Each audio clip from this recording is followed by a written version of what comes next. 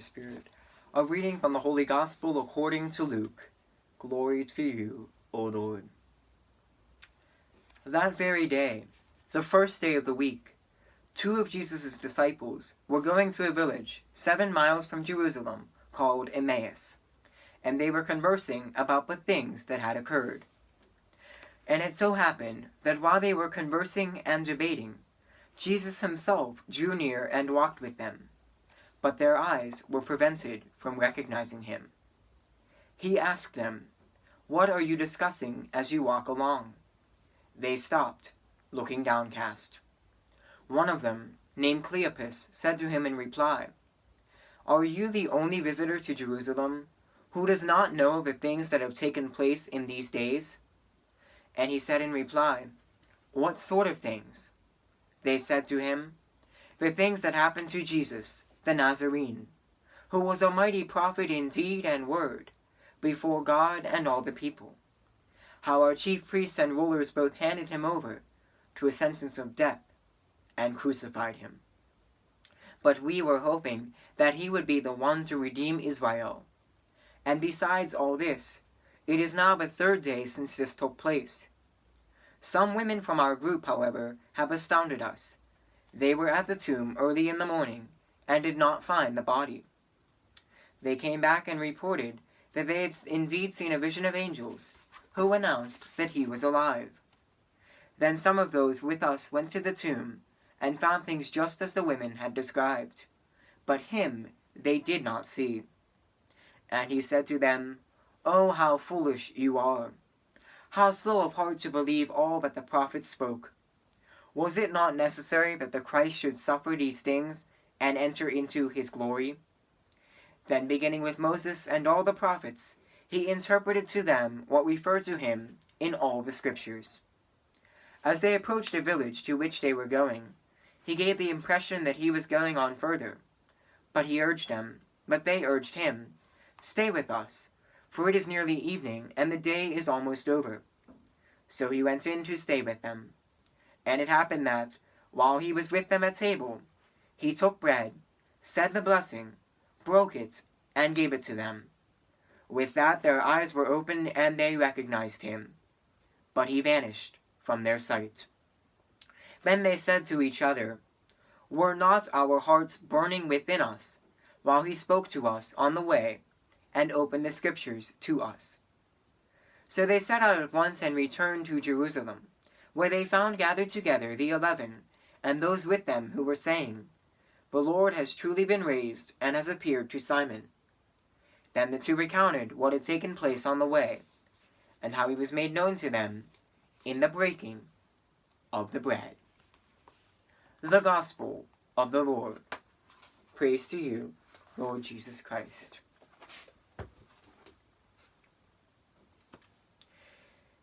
Today we read about the story of Emmaus, one of the more common Gospel stories, but it's typically related to the resurrection.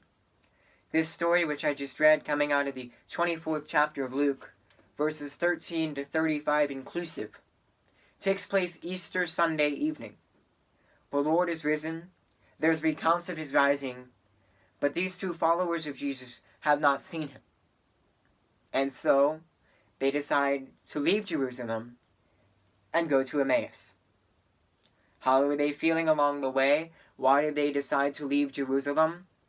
Because they were feeling downcast, as it says, downtrodden, depressed, afraid, let down, disappointed, scared. All these emotions, all these feelings, and many more were probably flowing through their minds and through their bodies, as these two disciples did not know what happened to Jesus. And if this man who said, "Follow me and you will have eternal life," this man who said, "Eat my body and drink my blood," this man who said, "I will die and I will rise on the 3rd day," here we are 3 days later, nothing, no physical proof. They began to lose hope. They began to become discouraged and downcast and downtrodden and disappointed. They began to wonder, was it all a fluke? Was it all a hoax? Did we put our lives down? Did we follow someone for nothing?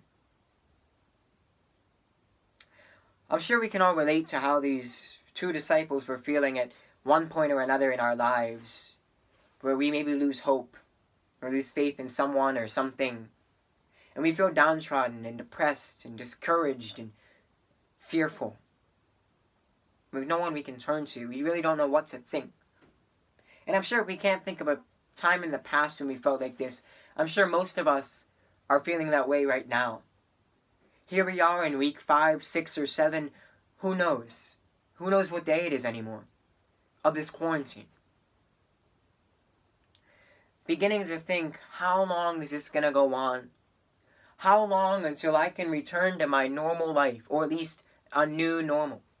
How long until I can go to work, to school, or to church? This pandemic, this disease is plaguing our world and our lives as we know it. And I'm sure by about now we're all feeling like the disciples did 2,000 years ago.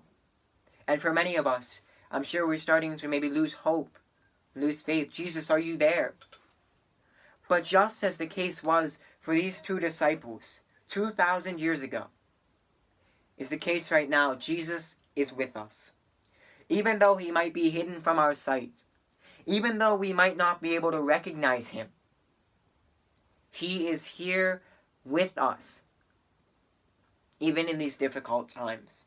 He has never left us. He has never abandoned us. And he will never set us up for failure. But he is with us.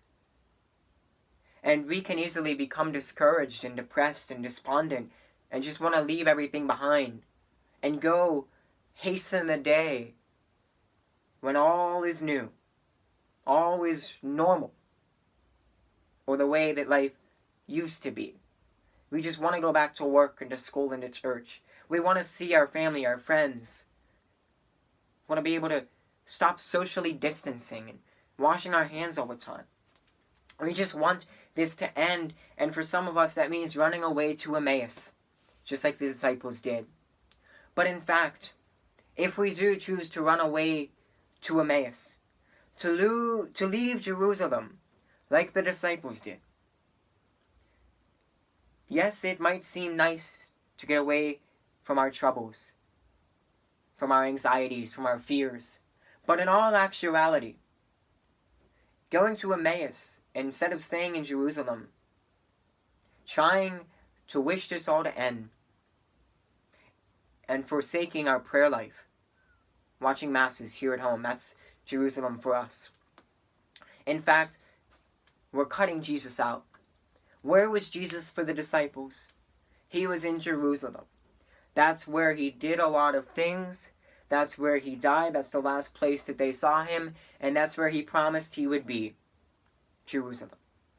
The disciples, instead of waiting for Jesus in Jerusalem, decided, we're giving up. We've lost hope. Let's go away from Jesus. Let's go away from Jerusalem. Let's go away from the church, which was in Jerusalem.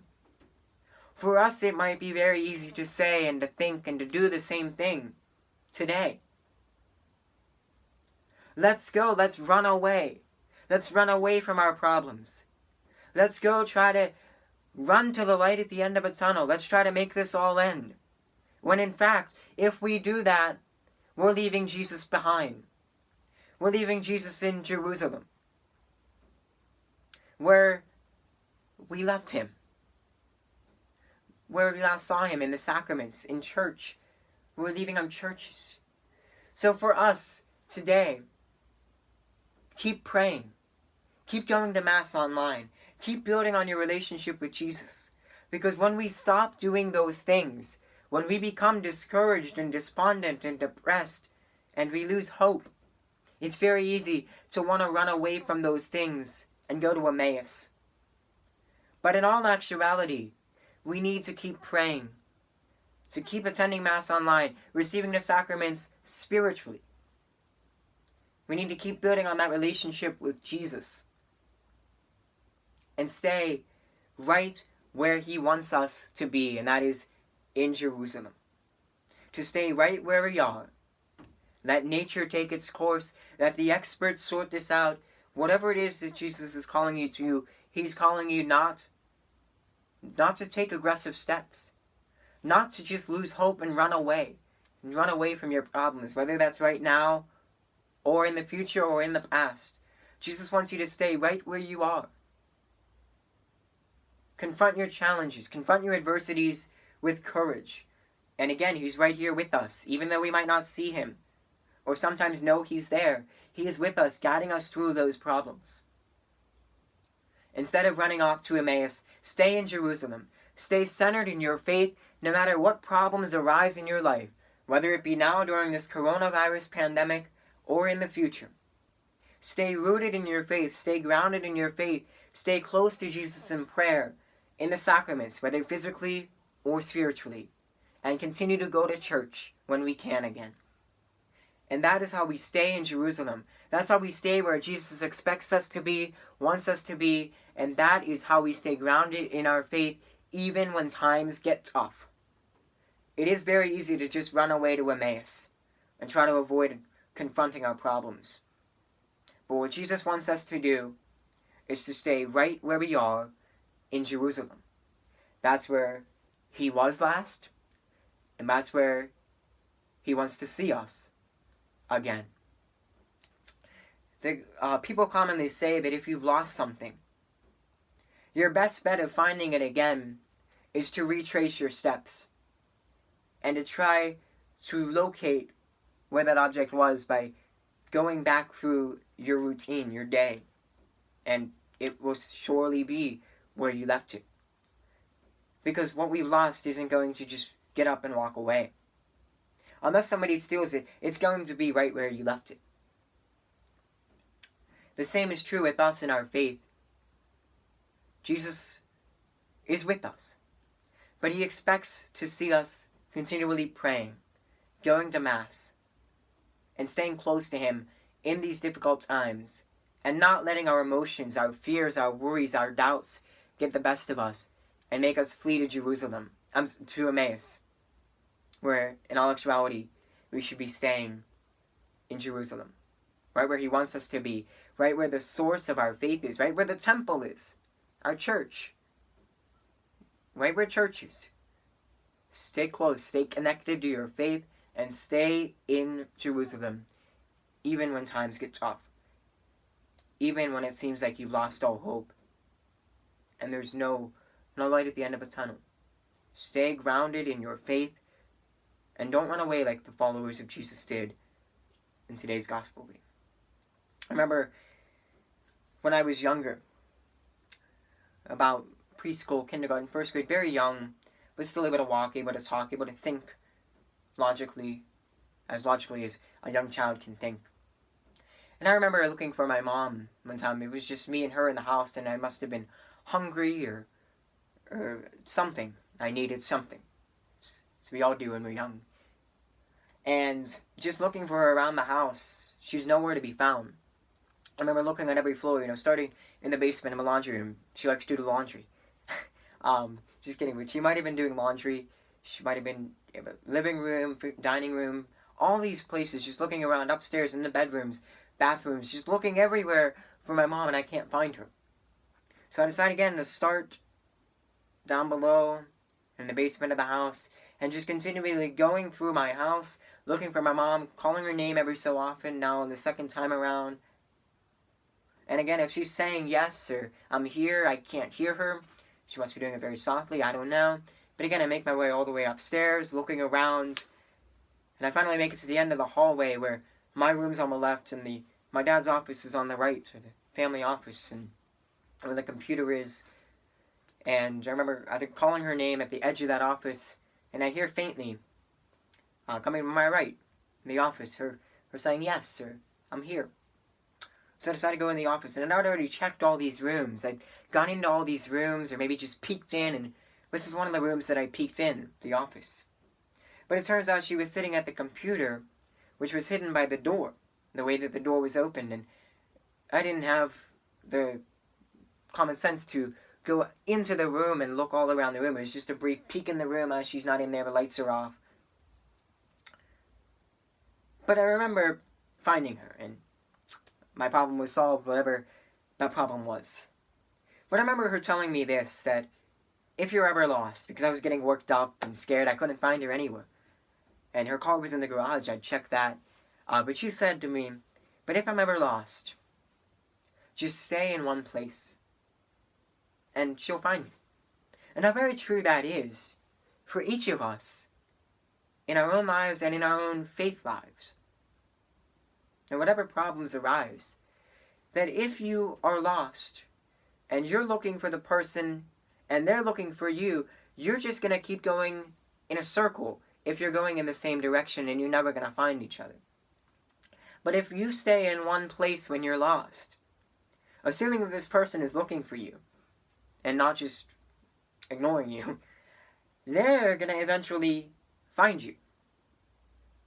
How very true that is in life and in our own faith lives. If the followers of Jesus had just stayed in Jerusalem, they would have seen the risen Lord. But the fact that they decided to run away, it was quite a blessing that the Lord met them on the way. But they decided to run away from their problems and from life itself, because they couldn't handle it anymore. They were discouraged, despondent, downcast, depressed, and they decided to run away from their problems to Emmaus. We have the same choice in our lives here 2,000 years later. Whenever life gets tough, or faith gets tough, or a deadly pandemic has overcome our world, we know that we have two options. We can stay right where we are, where Jesus will find us, or we can run away from our problems to Emmaus and leave Jesus behind.